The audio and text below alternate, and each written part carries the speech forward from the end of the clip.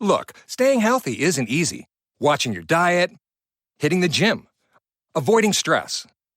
But a good night's rest helps boost your overall health and wellness. And it couldn't be easier. The new Sleep Number 360 Smart Bed is the only bed that effortlessly adjusts and responds to both of you. The result? You wake up ready for anything. Proven quality sleep is life-changing sleep. And now, the new Queen Sleep Number 360 P5 Smart Bed is only $17.99. Save $600. Only for a limited time. To learn more, go to sleepnumber.com. Hey guys, it's Allie. Welcome back to Infertile AF, the podcast. This is episode 111 called Stephanie. I'm so excited to tell you guys about the sponsor for today's episode, Vios Fertility Institute. Vios is a different fertility clinic experience built on a foundation of patient-centered care, evidence-based medicine, and innovative technology. With clinic locations throughout the country and patients from around the globe, the Vios Fertility Institute team understands the challenges of infertility. Their physicians are board-certified and fellowship-trained reproductive endocrinologists and infertility specialists with a passion for helping patients realize their dreams of parenthood. As a patient, you'll notice the difference from your very first phone call to the team celebration of your positive pregnancy test and everything in between. Vios prides itself on its individualized patient plans that are best suited for your emotional, physical, and financial needs. The organization is committed to their patients and the fertility community in general, and to that end, offers great resources and education on Instagram, Facebook, YouTube, and other social media channels. Look for Vios Fertility, as well as a patient-centered blog on their website at viosfertility.com. To learn more about Vios Fertility Institute, take advantage of that high-quality, incredible education and fertility information, or to schedule your first appointment, visit viosfertility.com. That's viosfertility.com. Thanks, Vios. Guys, I'm so excited to tell you about Belly for Women Prenatal, which just hit the market. 92% of women don't get even close to the 450 milligrams of recommended choline they need in their diets. And in a recent study, most prenatals don't contain much of any choline at all. Belly's women's formula includes 400 milligrams of choline. Belly did things differently when they created their prenatal. They looked at the research and they evaluated what key ingredients were needed to help women prepare their bodies to be the healthiest they can to conceive, grow, and welcome new little lives. Belly is formulated with the right nutrients to help boost your fertility, increase egg quality, and support IVF to increase your chances of conception and a healthy pregnancy. Then once you're pregnant, Belly is gentler on the stomach to reduce the effects of morning sickness, made with methylated B vitamins and the right amount of choline to support your baby's development. To get started with Belly, go to bellybaby.com and use code ALLIE15 for 15% off your first month of either Belly Women or Belly Men. Again, that's code ALLIE, ALI15 at bellybaby.com. That's BELIBABY.com. Thanks, Belly. Okay, guys, it is National Infertility Awareness Week, and I'm so honored to have my next guest with us. It is Stephanie Carton, who is the epitome of a female badass entrepreneur. She is the CEO at Entreprenista. She is the co-founder of Socialfly. And today she's going to tell us all about her very complicated, often devastating fertility journey, which includes IVF and a very complicated pregnancy after a long road from being diagnosed with twin-to-twin transfusion. She was put on bed rest for 17 weeks, 11 of those weeks, which were in the hospital. So she's going to tell us all about that, how she maintained her hope throughout it all, and how she ended up with her daughter, Molly. So without further ado, this is Stephanie's infertility story.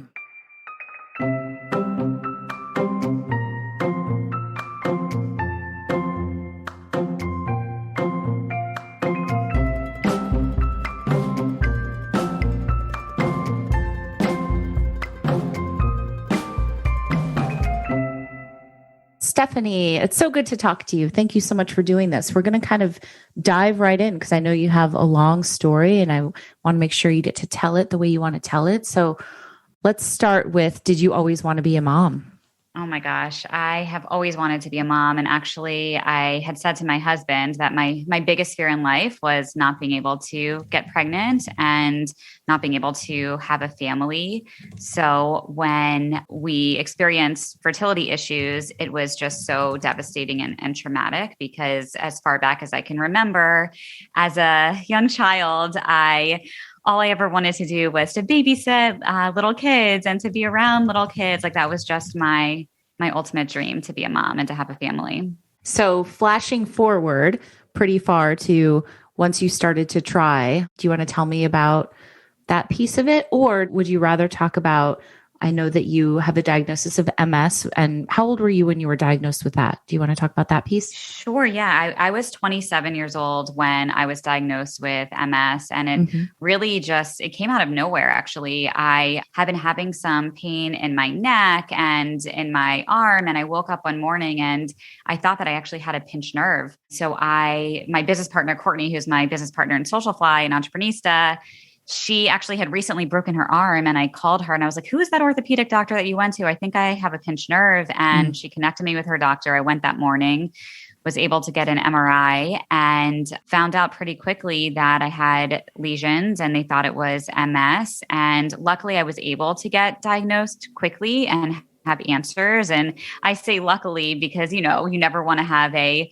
life-altering diagnosis, but I've learned when you have information and you're empowered and have a health diagnosis, at least then you can make decisions going forward. So I was grateful, at least we had answers and that we could make a plan going forward. And what was the plan? Well, at that point, I had started a different treatment than I'm on right now, a medication. And I'll definitely share more about this as I get into my fertility journey, because I've learned so much along the way just about different types of treatment plans and what works best for my body might be different than what works best for others. But, the importance of the food that we're putting in our body. And for me, trying to be gluten-free and dairy-free and not having inflammatory foods and exercising, there was a whole long list of lifestyle changes for sure that definitely also came into play as we experienced our infertility journey. So when you got the MS diagnosis, did they say that it was going to affect fertility at all, or does that come into it? That wasn't really much of a discussion I remember at the time with my doctor. I do remember that he had mentioned that, most people or most women who have MS, when they get pregnant, they actually are like protected during that time because of the hormones, that you typically don't have a relapse or flare up that's called with MS while you're pregnant. But what can happen is once your hormones crash after you deliver, you can have a relapse or a flare up then. And actually that did end up happening to me, which I can share more about that when we get to the end of our story. So I do remember being, very scared at that point because my husband and I were not married at that point. We were dating. And I remember thinking like, who is going to want to marry me or be with me with this, severe diagnosis? And the more that I met other women my age who also had a diagnosis of MS and they were living, full lives, I actually connected with this woman, Marnie, who's now one of my best friends. She had done a video, and it's so interesting that we're talking about this first right now, because so much of my MS diagnosis and how I handled it by connecting with other women. I saw this woman, Marnie, had posted this video with the MS Society. Actually, she was interviewing Jack Osborne, who was recently diagnosed around the same time that I was. And I looked up Marnie on the internet and I saw that she lived in New York. We were around the same age. We both worked in marketing and media. And I reached out to her and said, I think we could be friends. We have a lot in common. Let's be best friends. Basically is what happened. So we met for coffee, and this is, oh my gosh, going back so many years now. We met for coffee and became like instant friends from that day forward. And then we started doing fundraisers together, and we're just super close. And Marnie had started this Facebook group with these other women who were all around the same age who also had been diagnosed with MS. So we have this private Facebook group that we've all been in for many years now, and we all help each other and problem solve and talk about either new medications or treatments that we're trying. We encourage each other when, times get tough for one another. And yeah, it's actually very similar to how I handled my fertility journey. Yeah. And isn't it so interesting how it's the same as in the infertility community, with me at least, when you have this instant bond with people who've gone through what you've gone through or who are going through it. It's just like you cut through all the bullshit. There's no, like it's just you go from 0 to 60 almost with people. Like I've made some of my best friends, and it's so funny with the pandemic. I've never even met these people in person. Oh yeah. Oh yeah. I have made some of my closest friends to this day through Instagram and through Facebook groups from my MS journey and my fertility journey. And I share this with everyone. I would not have gotten pregnant or stayed pregnant if it were not for the connections and community that I made through social media. Right. There's like that funny meme that went around recently that was like, my deepest, darkest secrets, but you've never seen my legs. So let's talk about when you and your husband did get married and then were kids. Was that a part of the conversation right away? Oh yeah, absolutely. I mean, I had always talked about it. I knew, we knew we both wanted to have a family. It was just a matter of when and timing. So right after we got married, we decided to do early genetic testing before we started even trying on our own, just with my history of MS and some other health complications. So I went in, got blood work done, and then I still remember receiving this call. I think it was like 5:30 p.m. I was the only one in my office, and I get a call, and they're going over these genetic results with me and listing out, all of these different things that I was a carrier for. And one of the things that they mentioned was something called Fragile X. And they shared I was a pre-mutation carrier of Fragile X. So it was then recommended that my husband, of course, also do genetic testing to see if he matched for anything. But the main issue was that with Fragile X, it's only passed down through the mom. Mm-hmm. It's not one of the results where there has to be a match between both mom and dad.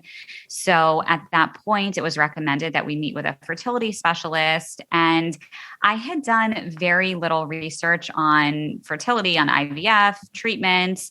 At that point, I knew one friend who had done IVF. So I just reached out to her and asked about, what doctor she went to, because I knew she was pregnant with her second child at the time. And to me, that looked like success. And that's all that ultimately I was looking for at the time. So I went to that doctor.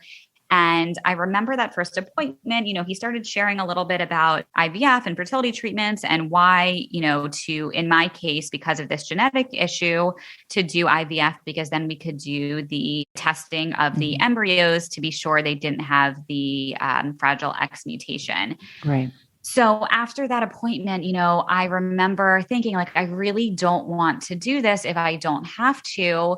I reached out to the genetic counselor and they recommended additional testing to really understand, what was the percent chance that this could be passed on. And when we found out it was a very, very low percentage, I thought, okay, let's at least try on our own for a year to get pregnant. And let's see what happens. If we do, we can always do testing once I am pregnant. Mm-hmm. So at no point did the fertility doctor or my OB or anyone recommend any type of initial fertility testing. It was all just about, okay, should we do IVF or not because of this genetic issue? Okay. So we basically spent an entire year trying to get pregnant on our own. I knew nothing about trying to get pregnant or tracking, ovulation or anything that should just be information that your OBs are sharing with you. Absolutely. Or information that you learn when you're younger. I feel like maybe now more so that information is out there, but at least a few years ago, oh my gosh, was just not. This is so common with all of the women in our community. It's so common that the reproductive health education that people received was so lacking. And, it's just kind of the basics, like you'll get your period, don't get pregnant. It's easy to get pregnant and boom.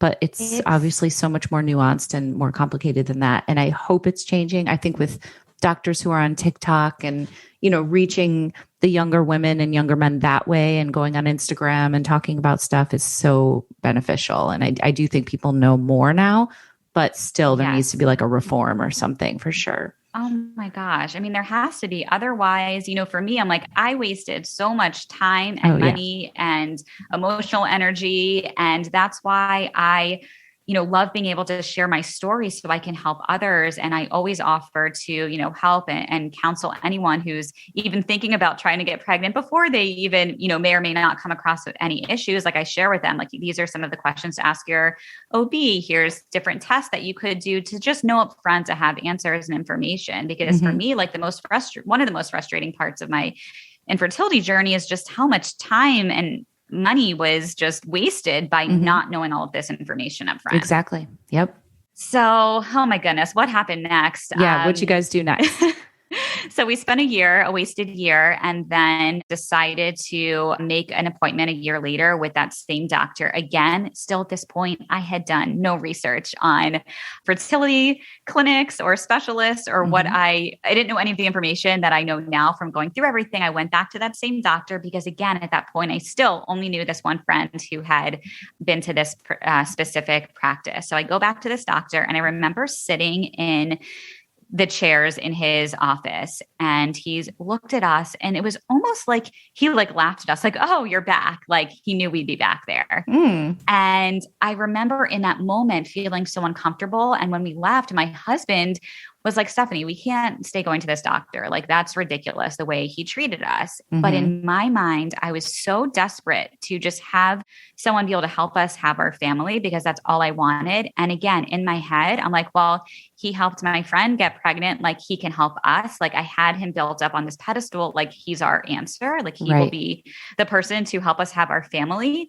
So, at that appointment, he did do an ultrasound and was like, "Oh, it looks like you might have a polyp. This could be why you're not getting pregnant. I'm going to send you for an HSG test." So he sends me for this HSG test. And I'm sure you've talked about this on your podcast with other guests before. Oh my goodness. I was not warned about what that test was. He literally just gave me a prescription for this HSG test with no explanation. And when I say that I have two most painful experiences of my life, that was one of them. Wow. Yeah. And I felt like I was going to die during that procedure. It was so painful. And then after the procedure, I had a lot of bleeding and ended up getting an infection. Again, red flag, right? You need to find a doctor who you genuinely feel comfortable with, who you can talk to, and who is responsive. Right. And then the other crazy part, I still wasn't, again, I'm still in this desperation mode. They're still telling me a few days later to come in for my first IUI, even though the HSG test definitely showed a polyp there and I had an infection. Nothing made sense, right? Right. Yeah. So I still, I'm not listening to my gut at this point. I still go in. I go do this IUI. Nothing's making sense, but I'm just kind of on autopilot, following what they're saying. And then fast forward, 2 weeks later, we did the IUI. I'm still not feeling well. And then I get my period and I'm hysterical. And at that point I knew, I'm like, I cannot go back to this doctor or this practice. Not only was it a complete factory, but I didn't feel comfortable with the doctor. I was being passed around from nurse to nurse there. There was no personal connection. And I felt like no one was listening to me. And it was at this point in my fertility journey, I knew I needed to take back control of what I know how to do in my life, which is make stuff happen and run things. And I was just putting that in the hands of others and just listening and following without following up and doing my research like I typically do with everything else in my life. And a lot of it was just because of my desperation and just being so fragile when you're going through something like this, because all I wanted was to be a mom. And I just believed that all of these people in these practices just knew better than I did. And they're the experts. Yeah. Yeah. And stakes are so high, and emotions are running high. So I get it. Yeah. So at that point, a few people had mentioned a different practice in New York and a different doctor. And when this name kept coming up over and over again, and then I did start to do research, I made an appointment with a different fertility doctor and we went to see him. Definitely felt like we clicked with him right away. I felt pretty comfortable asking him questions. And when I shared with him, our lab reports, and then I had a polyp, he's like, "It does not make sense for me to do any treatments with you until we remove this polyp." So we scheduled a hysteroscopy, I believe it was called. And then he went in and did the polyp removal procedure. And I remember waking up from this procedure and my doctor is there and he shares with me, he said, look, I went in to remove one polyp, but your entire uterine lining was covered in polyps. And he showed me the photos. And he said, like, this is probably why you haven't been getting pregnant. At this point now, like, very scared. Like, why do I have all of these polyps? Like, what does this mean? Like, could I have cancer? Like, could there be something else that's going on? So I was extremely nervous. He let me know that they did a biopsy and we would receive the results of the biopsy within the next week. So again, I remember, being at work and this, started, waiting for all of those phone calls. And I know so many women who are going through infertility can just relate to like staring at your phone, waiting for your phone to ring for every single type of result. Yes. So I get this call and he said, look, the results came back and you have something called chronic endometritis, not to be confused with endometriosis. Endometritis is an infection of the uterine lining. So he put me on antibiotics for 10 days and he said, let's do the antibiotics. And then why don't we start with doing an IUI to see if that works? Because now your lining is clear. And hopefully, an IUI will work. Because I was trying to avoid at all costs having to do IVF if we didn't have to. Yeah. And I wanted to do stuff as least invasive as possible. So we do that first IUI. I had been on the antibiotics and then the dreaded 2-week wait goes by. And then I'm taking pregnancy tests from like day 8 on every single day at home. You were? I can't wait. Oh yeah. I'm one of those ones. That's very common. I was not an early tester, but so many people do. And I get it. I'm like the biggest early tester. I can't tell you how many pregnancy tests I purchased over that time. And, I get my period. So then we go in, meet with the doctor again, and we say, let's try another IUI. And this now goes on for a couple of months, disappointment after disappointment. And I remember saying to my doctor, like, do you think I could still have this chronic endometritis? Like maybe the antibiotics didn't work. And he's like, no. Like you did the antibiotics. It's definitely clear. So then I start on my own, real research journey, because again, he said 10 days of antibiotics, it'll clear the infection. And I just listened and didn't investigate. And again, a big learning from my experience, trust, but verify. You want to have trust in your doctor. You want to believe everything that they share, but verify this information. Do research, find out. There's so many women that are going through similar things. Find out what worked for them. It doesn't mean it will work for you, but find out. Get as much information as possible, because then you're armed with this information and can have a conversation and discussion with your doctor and make the best decision. So I hadn't done that at this point. Now I think we were on the 5th IUI that had failed. And I'm like, look, I really think I still have this infection. My body has always been, it's been tough to clear infections in the past. Can we please make sure that I don't still have this infection? He said, look, let's move to IVF. And when we do the egg retrieval, we'll do a biopsy then. So that's what we ended up doing.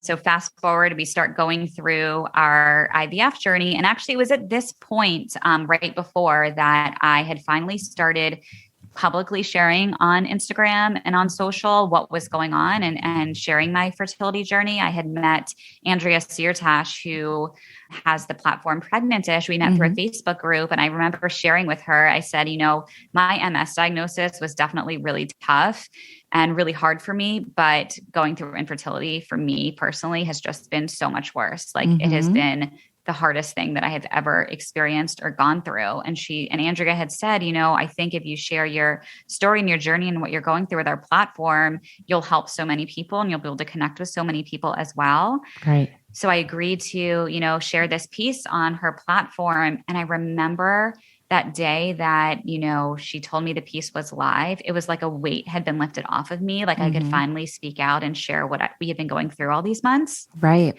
And just the connections that I had started making through social media, I then shared what was going on with this chronic endometritis situation. And after we did that egg retrieval, found out, yes, I was right. We still had it. And I was connected to this other woman who was going through the same thing. And we started doing all this research together and looking up journal articles. And her father was also a physician. And we found, a specific treatment that worked for a lot of women through a research study. And I went to my doctor and I said, these are the antibiotics I want. This is how long I want them for. And he agreed to put me on them. And before I was willing to do our first transfer, I said, I need to do a repeat biopsy to be sure that this worked and I don't have the endometritis, because I didn't want to waste any of our precious embryos. So, right. Let's take a quick pause for an ad break, guys. I'm here to talk about a new podcast I discovered called the All Inclusive Podcast. If you know me and you follow me on Instagram, you might remember that my word for 2021 was inclusion. So when I heard about the All Inclusive Podcast, I had to give it a listen. It's hosted by a guy named Jay Rudderman, who interviews leaders and experts on the latest news, technology, and advocacy for social justice. He believes that inclusion and understanding of all people is essential to a fair and flourishing community, and that in order to make progress that will lead to an innovative future, honest discussions must be held. And that is what All Inclusive is about. To that end, Jay has interviewed people like rising political star Michelle Wu, filmmakers Peter and Bobby Farrelly, author and political scientist Norman Ornstein, Paralympic medalist Jessica Long, and so many more. There's been some really interesting conversations on a huge variety of topics. It's all inclusive because everyone is welcome. So give it a listen, guys, and you can subscribe also to the All Inclusive Podcast on Apple, Stitcher, Spotify, and anywhere else podcasts are available. You can also visit the show website for more information and full episode transcripts at www.allinclusivepodcast.com. I really like what you're doing, Jay Rudderman. Check it out, guys. And together, let's all make this world a better, more inclusive place. Kids need wholesome snacks to fuel their bodies and imaginations, like the delicious soft-bake organic Cliff Kid Z-Bar. With 10 grams of whole grains, it was made for active kids like mine.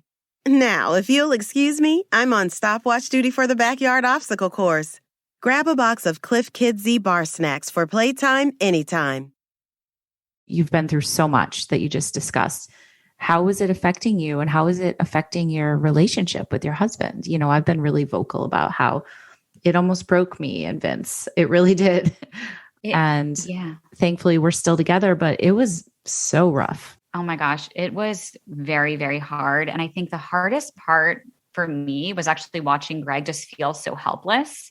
Like there wasn't much that he could do. And I would share with him, you know, I just need you to give me a hug, or just, you know, tell me things are going to be okay. Because, you know, it was every month, just the frustration and the tears. And, you know, every single day revolved around what day in the cycle it was, what doctor appointment we were going to. And it was exhausting, like all while trying to run multiple businesses and just, you know, try to also enjoy life. Like, I don't know. It's like looking back at that time, I'm like, how did I do all of that? Right.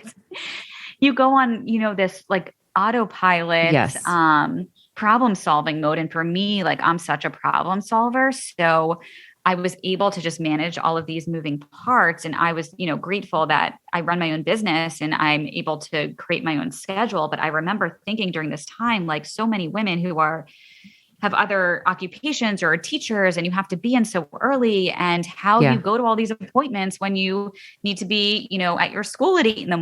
Like I had a little flexibility, but my gosh, it was just such a hard time. And it only got more complicated once we got pregnant, because we had a very complicated pregnancy too. Okay. Do you want to talk about that part next? Oh goodness. Yes. So fast forward, I will share that I ended up also through social media getting connected to other women who had recommended I go to another doctor to just look at an immune protocol for my transfer because of my MS and other issues that I had going on. So I did end up finding that doctor who did some additional blood work and found out that I had the MTHFR mutation and a couple of other things that he wanted to put me on a specific protocol for my transfer and through our pregnancy once we got pregnant so we could stay pregnant. So I was very grateful for that connection, because I learned a lot through all of those tests and was definitely put on the right protocol, because we did our first transfer. It was October 24th of 2018, and we put in one embryo. And a few days after the transfer, I just had this feeling that I was pregnant, Like I always say, trust your body, listen to your body, listen to what your body is telling you. Like I just knew it worked. Mm-hmm. So 4 days after my transfer, I took a pregnancy test. I told you, early tester. Right. And we had like a blazing positive test 4 days after my transfer. So at that point I said to my husband, I was like, I have this feeling the embryo split. And he's like, you don't know what you're talking about. I'm like, I'm telling you, I just have this feeling. Yeah. And fast forward, I was right.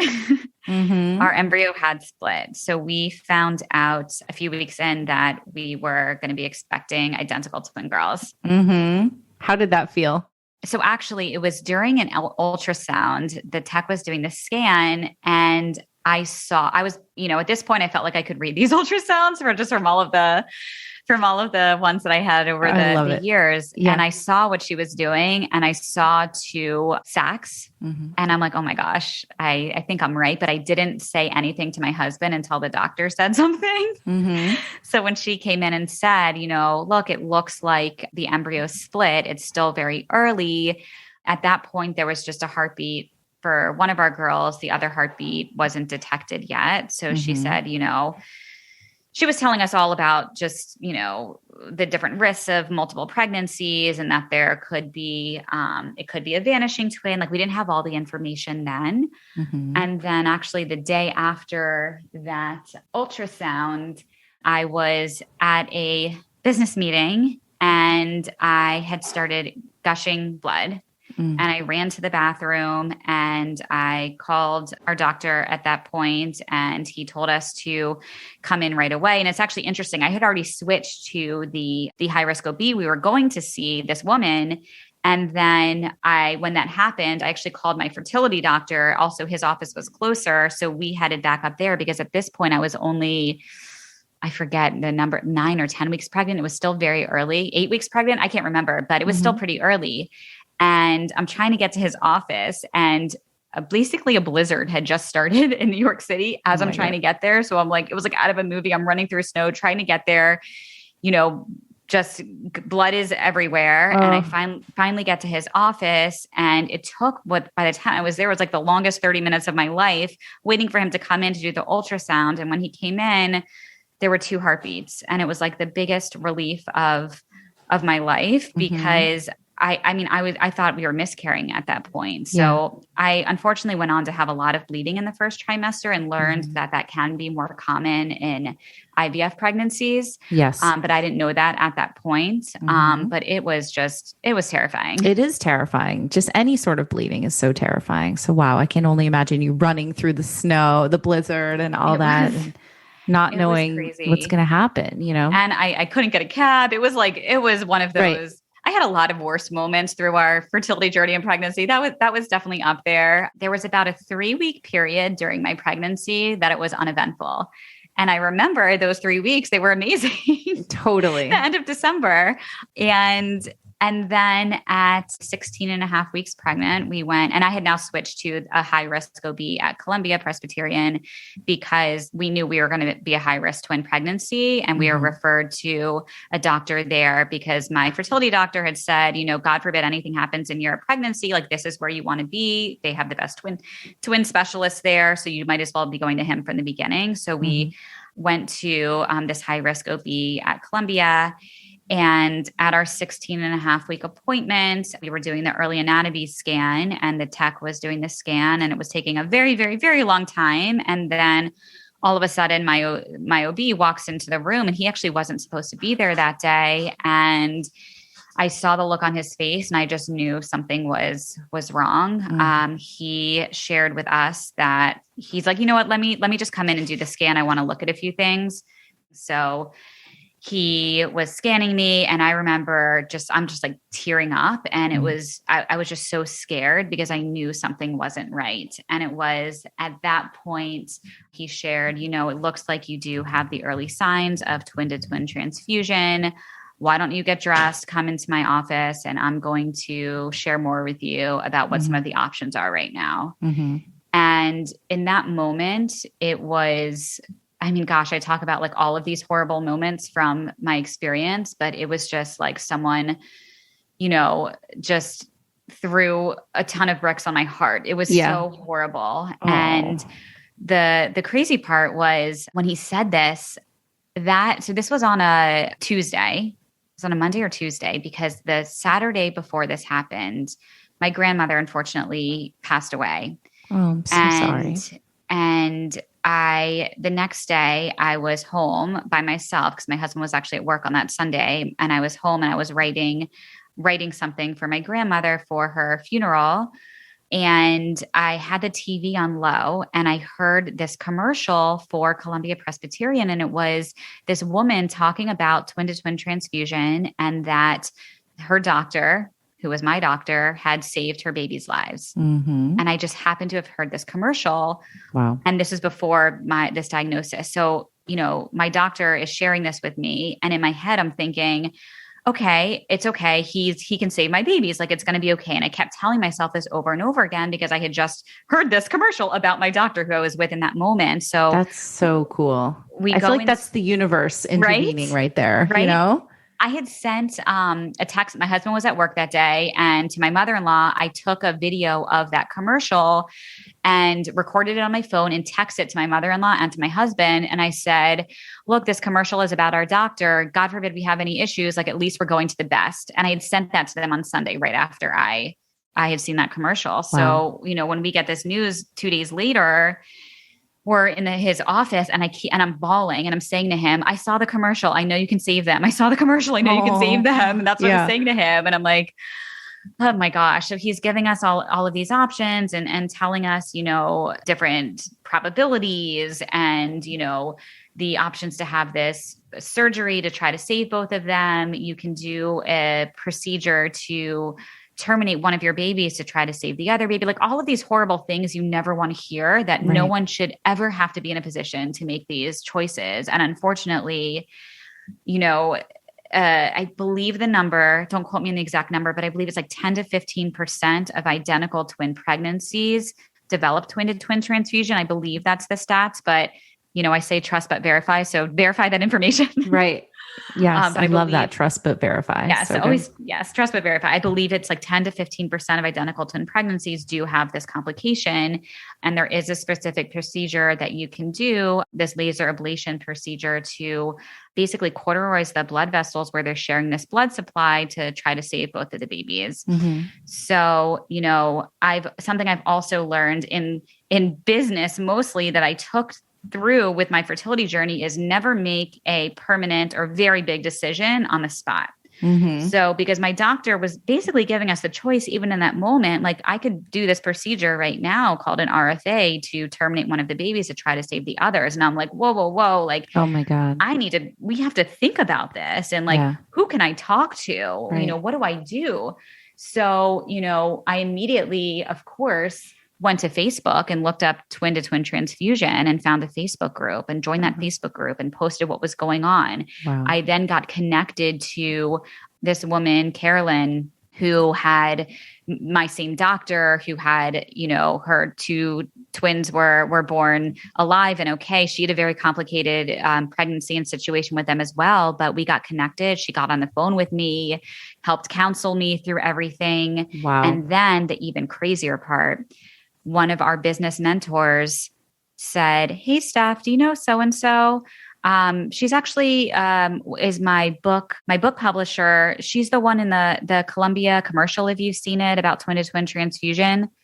Our business mentor connected me with a wonderful woman who shared her story in that commercial. Oh my gosh, how cool. And all within like 48 hours, just the power of social media. So, and that's why I love women lifting each other up and helping each other out too. Like, it's so important.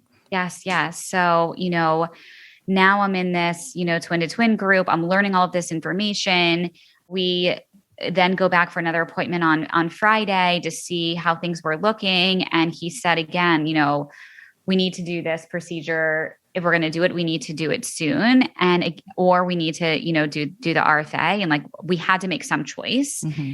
And I could not decide that like make that decision for my babies, to choose to terminate one of our babies, to maybe save the other. There's no guarantees with anything. Like I felt that was up for my babies to decide if they could make it. That was not my choice. And I totally understand, like, for people who are in this situation, everyone has to do what feels best for them. Yeah. Because it is such a personal choice and decision that like I said, like no one should ever have to be in this position to make such a hard choice. It's, you know, it's terrifying and scary. And after being through this whole fertility journey, like how could this be happening to us? But it was. Right. And, you know, we decided at that appointment on that Friday that we would schedule the procedure for that Monday, because again, like I just was so scared. I was so scared to make any decision no matter what. But at that appointment, we said, let's wait till Monday for the procedure. That gave us the weekend to like prepare for everything. And he said, and I said, you know, do you think we can make it till Monday? Because I had learned through this Facebook group, like the farther along you are, the better chance the procedure will go well, because it was something with the placenta, like the farther along you are, you know, you really don't want to rupture from the procedure, which unfortunately did end up happening anyways. But that I remember we got home from that appointment, and within 2 hours, I'm like, did we make the wrong choice? Should we have just gone ahead with the procedure today? Like, what if they don't make it until Monday? I even called my doctor and said, can we come back and do the procedure now? And at that point, it was too late. So I knew I just had to focus on just getting ready for that Monday. So we go in on Monday and get ready for this procedure. And it was very traumatic, the procedure and the whole day. And without sharing all of the details, we finally make it to have the procedure. And at the end of the procedure, we did still have two heartbeats. Amazing. So we were definitely very encouraged. But the next morning we went for the follow-up ultrasound, and you stay overnight after this procedure.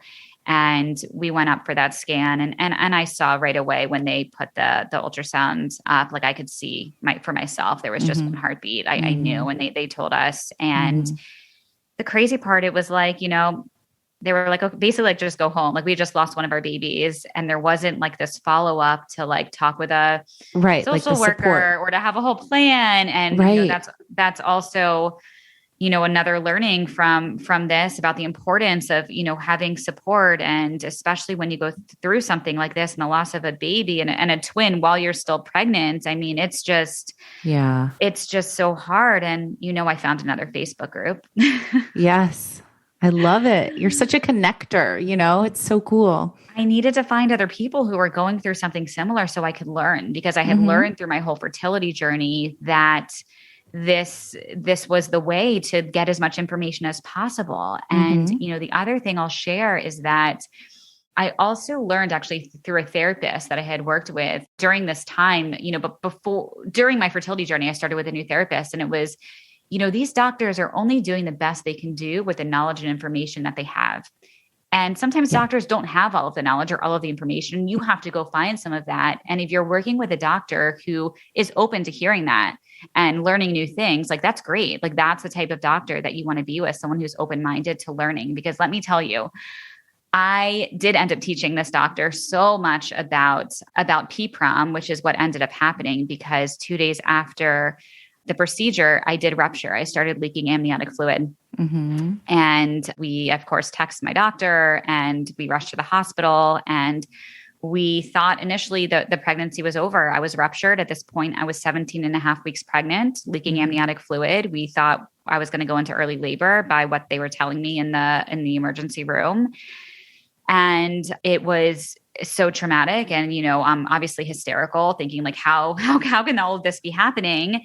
And I remember I'm sitting there in the hospital, and I'm posting in this TTTS group that I ruptured, and they told me it had happened to other people. They told me to join the PPROM group, which is preterm premature rupture of your membranes. Right. So now I joined this PPROM group, and I end up connecting with this other woman who is inpatient in the hospital that I'm in.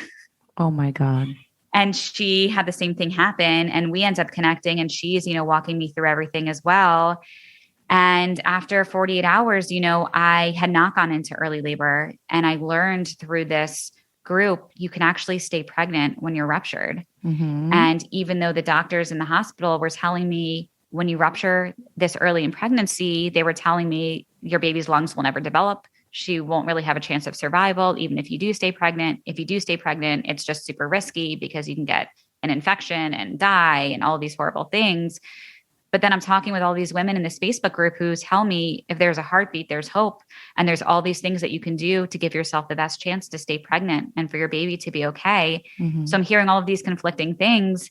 And then I take all of this information back to my doctor and he's like, look, you can try to stay pregnant. But every week after week, he's, giving me the option to still end the pregnancy. Wow. And I just knew in my heart that if we just kept going and we held on to hope, I just believed that Molly would be okay. Mm-hmm. And for me personally, I felt it wasn't up to me to make that choice. It was up to Molly to decide if she was going to make it. So at 23 and a half weeks, we went inpatient into the hospital at Columbia Presbyterian. And I think I'd mentioned I was part of the neonatal comfort care program. So we had great access to an incredible neonatologist and a social worker and other team members who were checking on me every single day. And, the reason we went inpatient at 23 and a half weeks was because if I did go into early labor, at least we were at the hospital and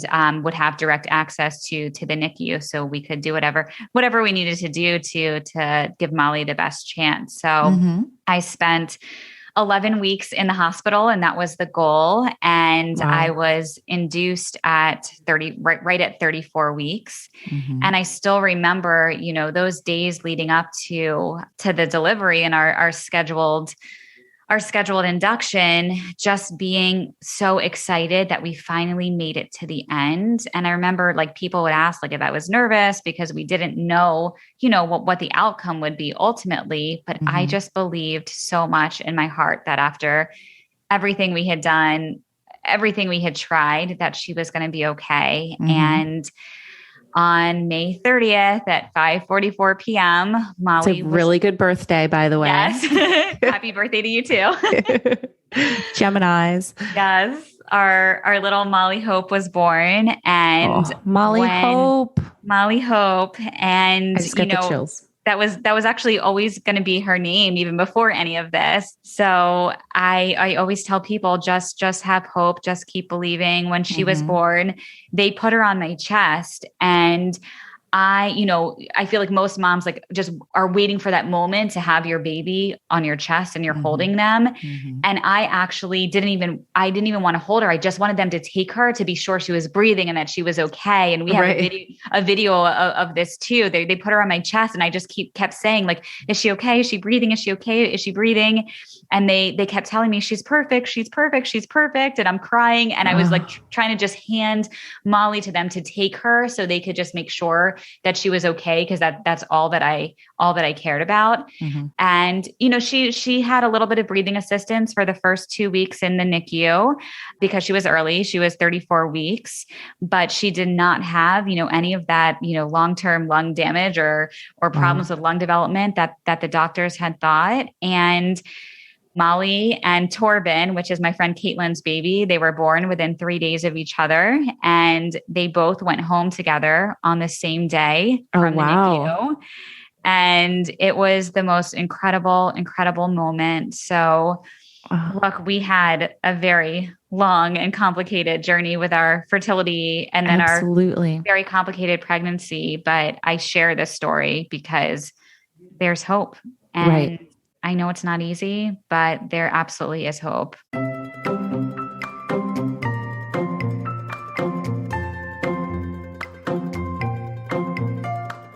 All right, friends, thank you so much for listening. And thanks again to Stephanie for sharing her incredible story and her great takeaways about advocacy and connecting on social media.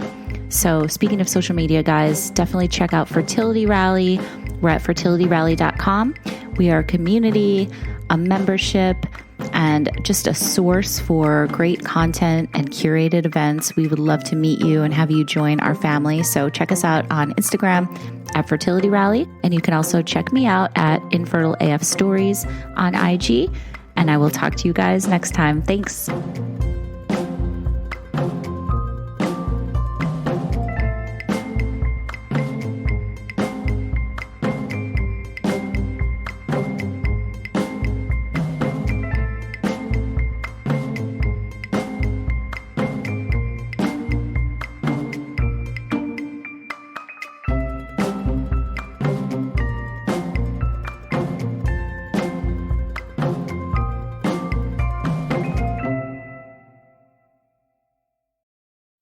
Discover the new 3-Step Pro Partial range, specifically designed to clean your partials and remaining teeth in 3 simple steps. Clean your partial, strengthen your natural teeth, protect your whole mouth. Stand up to further tooth loss with Polident Pro Partial. Available at Walmart. Look, staying healthy isn't easy. Watching your diet, hitting the gym, avoiding stress.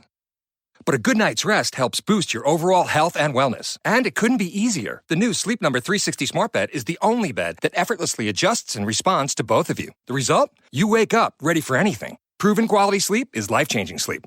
And now, the new Queen Sleep Number 360 P5 Smart Bed is only $17.99. Save $600. Only for a limited time. To learn more, go to sleepnumber.com.